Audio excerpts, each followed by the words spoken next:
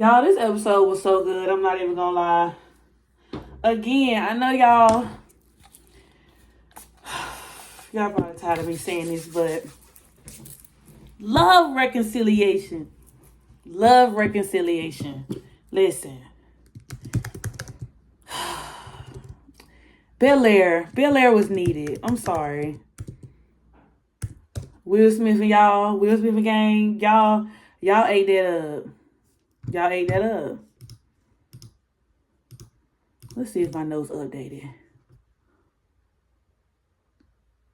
I wrote more than that. Hold on. Y'all, my notes gonna have to come through. They ain't come through to my computer. So we're gonna have to work it out because I wrote a whole bunch of notes. Where are all my notes? Okay, y'all, I'm back. So there's a lot. It's a lot going on. Okay, who I want to start with? Ashley was in this episode. I feel like something is going on with Ashley's friend. I don't know. They kind of made it seem like, I don't know. They kind of made it seem like he was sketched because when she put her book down, when her mama called her out of the room, like they focused in on the book being on the chair. So I don't know if that was supposed to mean anything, but Ashley has a friend who wanted to come and try out for the band. I did not mention that last episode, but her new friend, I forgot their name, but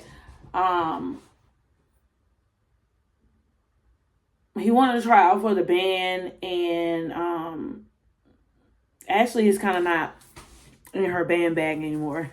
And I don't know, she might be mad at the little girl, because the little girl tried to talk to her last episode, but she was just like, I don't want to keep having to talk about everything that's going on. So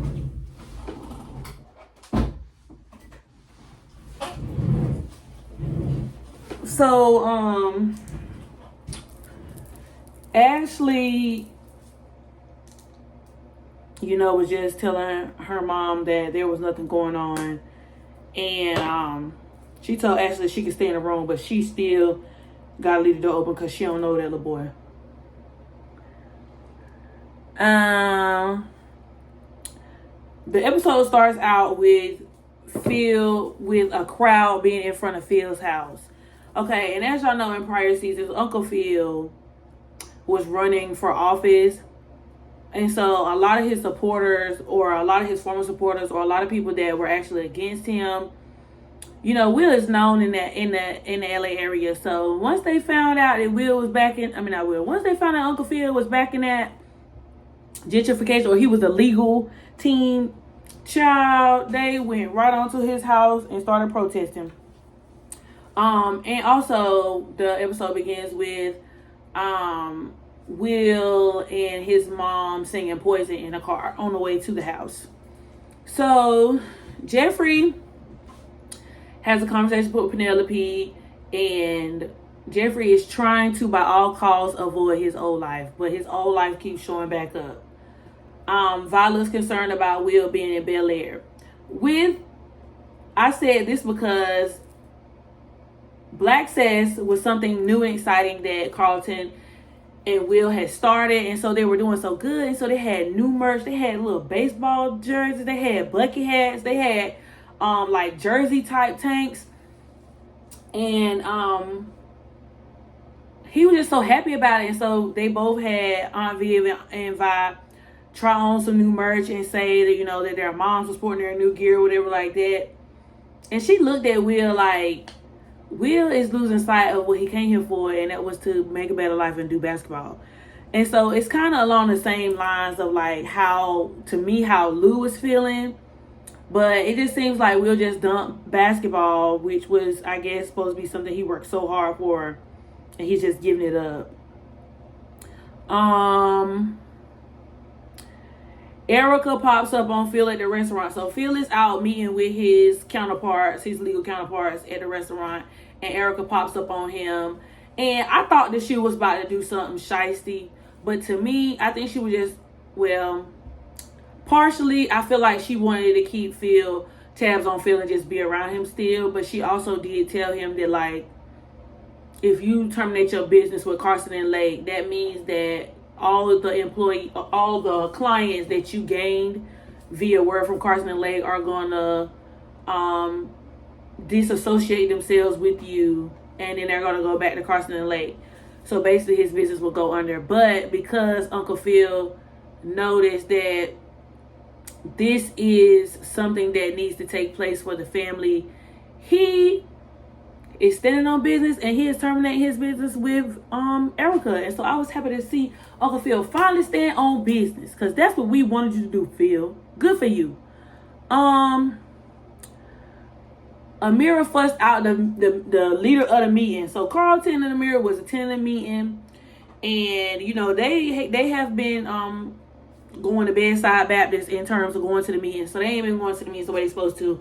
And so the leader just acknowledged that they missed them or whatever. And so she kind of got into it with the leader, and she kind of like asked Carlton, like, "Are you on my side?" And I don't know. I know that there's something going on.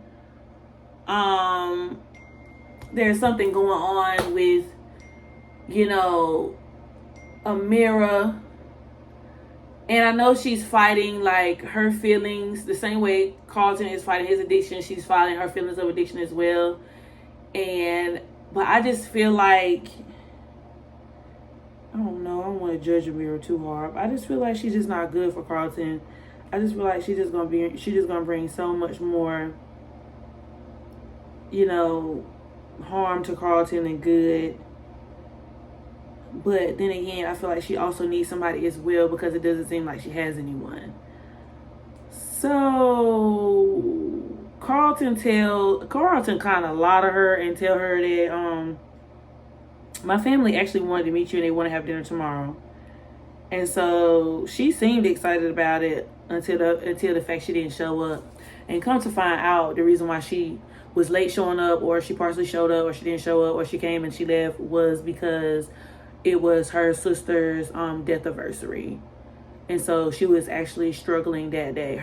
She was very emotional, and she said it's always a hard time for her. And I'm thinking that probably was the reason as to why she started using.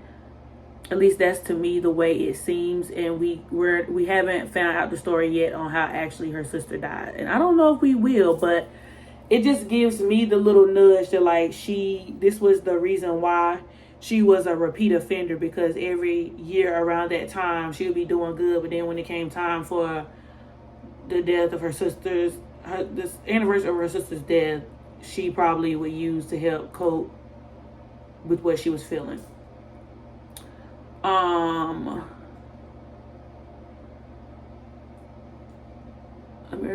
Ashley has a new friend. I already went over that. Will shows his mom the box that Lou gave him, and in that box was of course the picture of Will, her, and Lou when he was small, and then like some trophies and some stats and stuff, of course. And so Will kind of, you know, hints to his mom that he does want them to sit down and have a talk, because,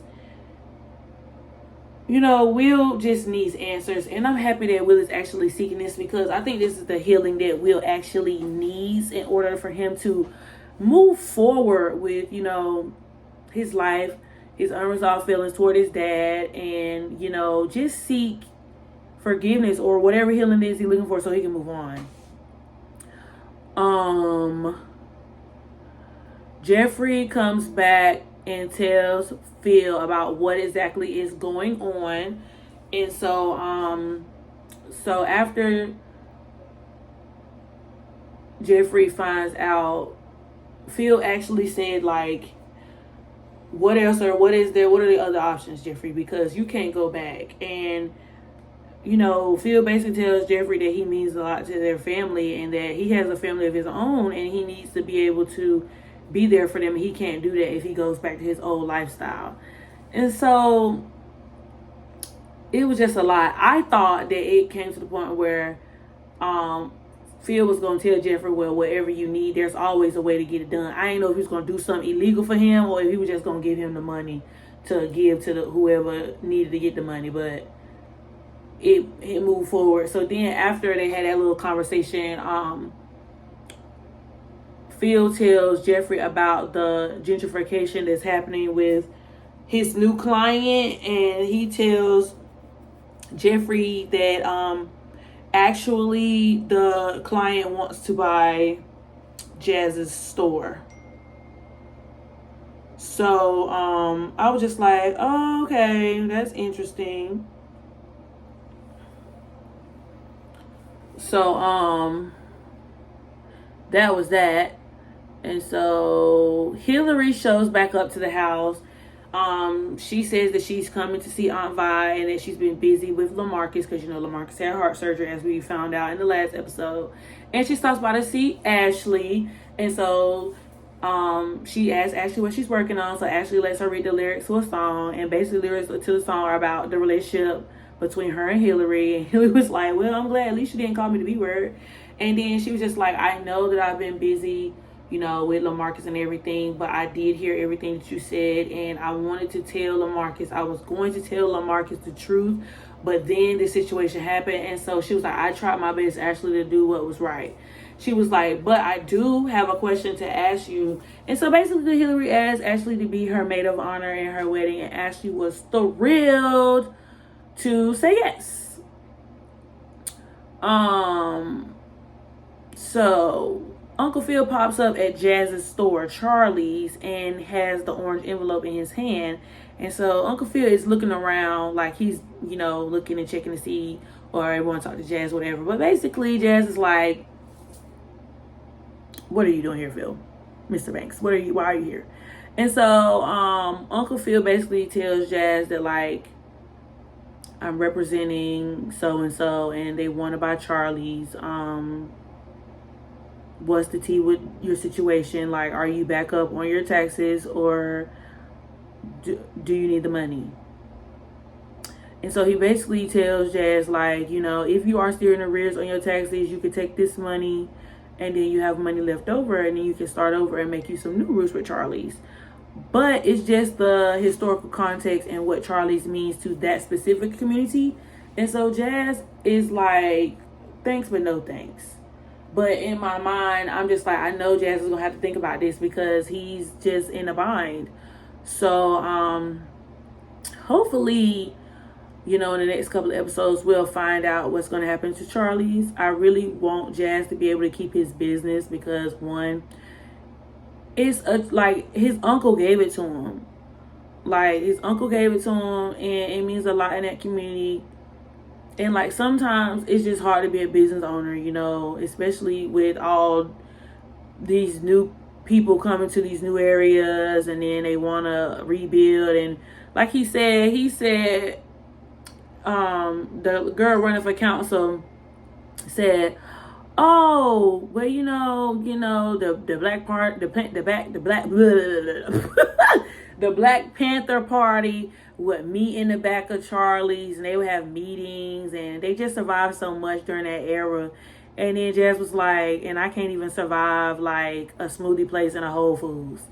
And I just was like, bro, that's so real for him to say that. Like, because think about, like, them people work so hard to have everything they have, and now just because Whole Foods and a smoothie place is in that same area, he's trying his hardest, but it lets him know, like, I'm not done giving up. Like, I'm not done hustling. I'm not done fighting. I'm going to keep my shop here in this neighborhood because it means something to us. Phil walks into Will's room to have a conversation with him, and basically Uncle Phil just reassures Will that, you know, he's proud of him. He knows this conversation, you know, he's proud of him that he's willing to put how he really feels aside to have this conversation with his mother and his father, and that, you know, sometimes you got to get your hands a little dirty in order to have the outcome you're looking for. But nonetheless, that he's proud of him and that nothing but beauty can come from this tough situation. Let's see. So Vi tells Will that, you know, she will have a conversation with him and Lou, and that she just don't want to have it at the Banks house. She want to go and find somewhere else. I put a shout out to Jeffrey. Shout out to the original Jeffrey. The original Jeffrey was playing Roman, the character that was mentioned last episode that Jeffrey said that owed him, you know, a favor. And the dude who actually went to jail, who was supposed to be looking after Penelope and Frederick. Jeffrey was told that the organization took some hits after Jeffrey took down the leader of the organization, and that in order for him to clear his debt, that he would have to go back to London and work for the organization. And if he does not do it, then his son will pay for his sins. And I just thought that was crazy, because I'm just like, sir. And then the way he said it, he was just like, oh, okay, well, you know, your location has been compromised. I was like, excuse me, sir? Like, are you threatening him, saying like, you know, like, if he don't do it, we know where you stay, we know where you live, we know where your family is, we know everything. I'm just like, dog, like, y'all coming like that? Okay, gotcha. That's the way we moving. Okay. I already said Amira didn't show up to dinner. Okay, so Will ends up, I guess, having a conversation with Carlton, and Carlton talks to the leader of the NA meetings, and he actually has his mother and his father meet at the place where they have the NA meetings. Y'all, I just want to give a hand clap. Reconciliation. I love the fact that we are having real conversations in these episodes. And you know, sometimes I don't like for my TV to be too real. I like to, you know, TV is a form of escapism for me sometimes, where, you know, you just forget everything, you just relax, sit down, watch TV, and just engulf into a show. But last episode was heavy on communication. This episode is heavy on communication. And like I said in my last episode, and I say in multiple of my other series, I love reconciliation. I love when people can sit down, and even though we got beef, and I mean big beef, I mean steak, brisket, veal, hamburgers, chopped cheese meat, ground beef, you know, beef sausage, like all kinds of beef. We got all kinds of beef, but we can sit down, have a meeting of the minds, and use our words. Oh, yes, love it. I love it.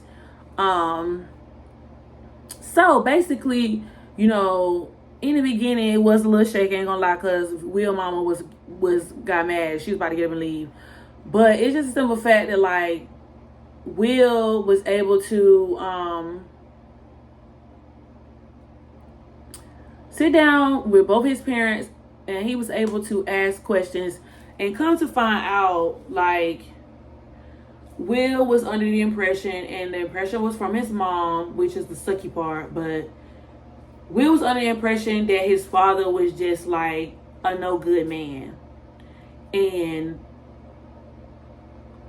his mama kind of led him to believe, like, your daddy left them for dead. Like he just left them to struggle, and that wasn't the case. And so come to find out, Will and his daddy had a lot of similarities. And, like, you know, there was one point when Will and Lou met the first time, where Lou told Will that his father was in jail, and that, you know, he kind of repeated the same cycle with his son by being in jail and missing out on his son's life. But come to find out, Lou's father actually died while he was in prison, and so Lou wasn't able to have that reunion or have that time with his father again, because his father passed away. And then Lou said, like, a week after or a month after, his mother died. And so then he said he was the same age as Will. And so then I think that touched Will, and that gave him a little bit more perspective of, you know, how his father was. and why basketball was like such a pivotal point in Lou's life. And so Lou told him that he went to go live in a new area in a new town with his grandparents, but around the 11th grade he started giving his grandparents a hard time, and he started being out in the streets, just like how Will was out in the streets, and how, in the 11th grade Will got into that whole situation with the piece, you know what I'm saying? Because I don't know if you can say that word on this here YouTube, but Will had a piece of a piece, and he got in trouble, and so that's why he ended up having to go to Bel-Air to live with the Banks, and so I had to get used to his new environment or whatever like that. And so come to find out, when Vi and Lou were together,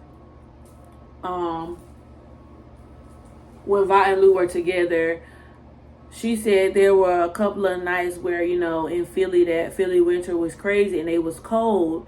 And so Lou was doing some side jobs, and Lou did a side job for this man, but the man never paid him. So come to find out, Vi was like, she was tired of being cold, and so she told Lou to go handle his business. Like, you did the work, he needs to pay you.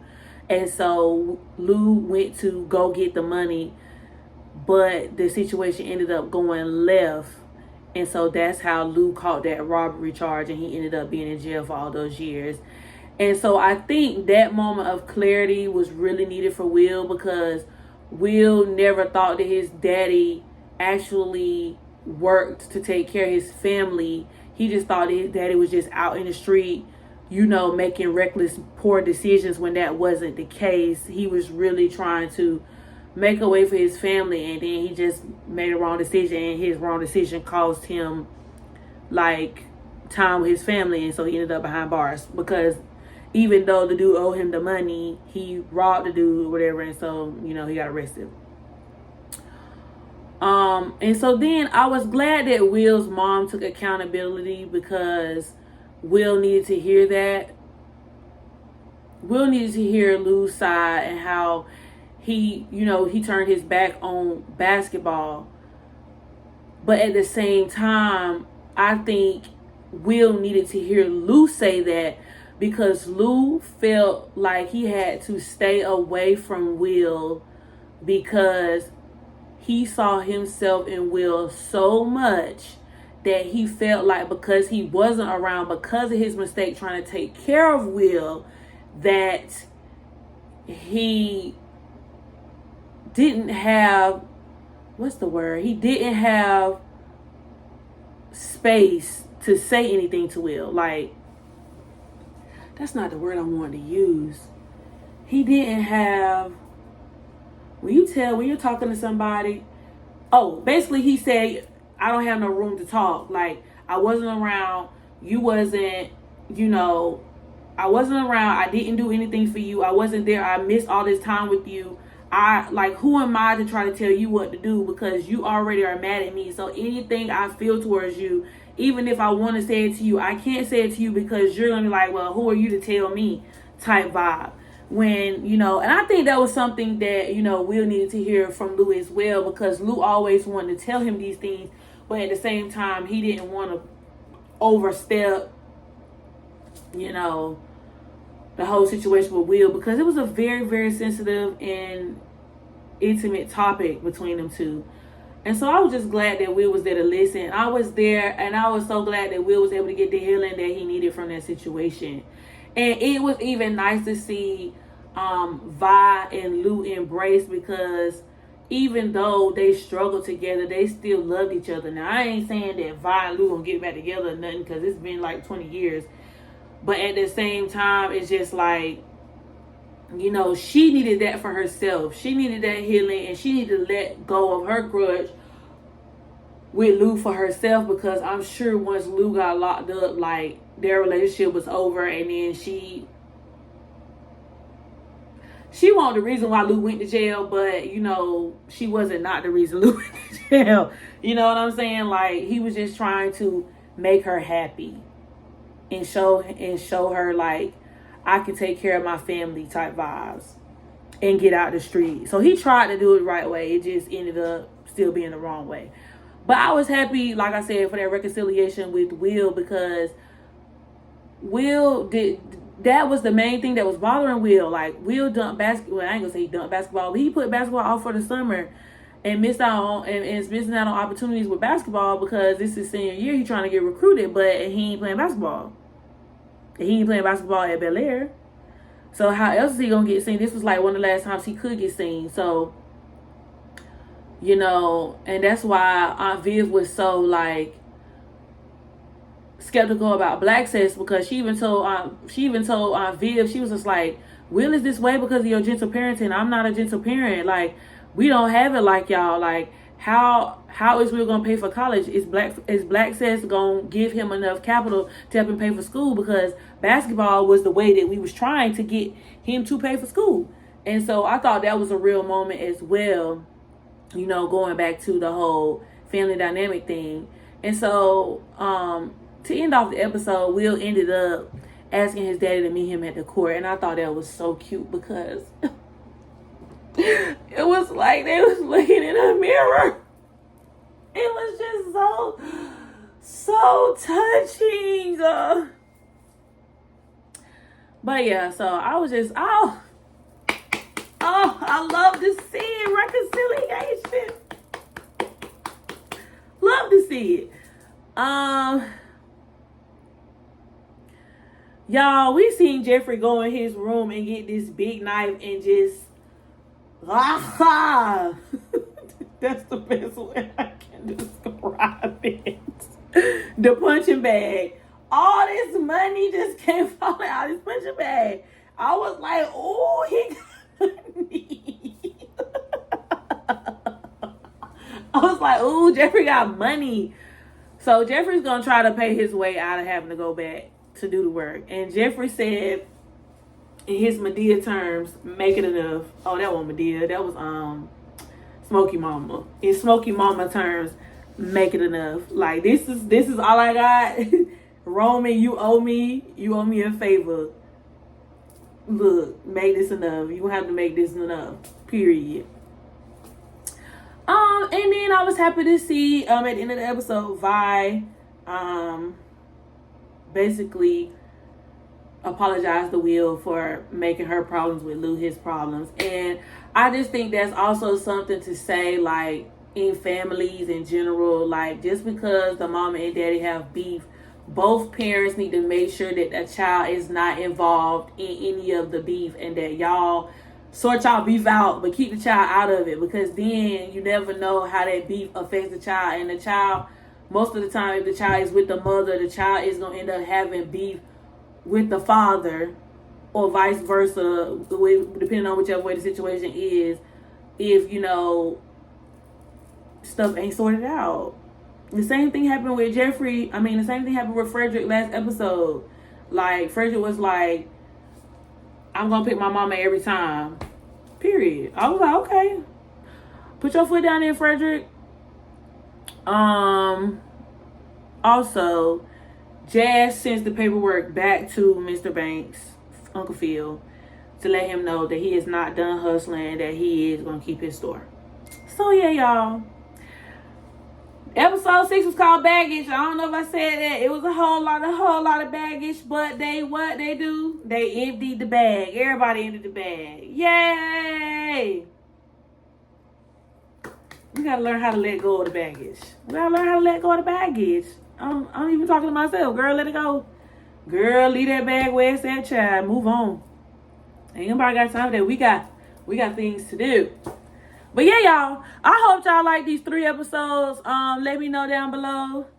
If you haven't, be sure to watch my episode review for episodes 4 and 5.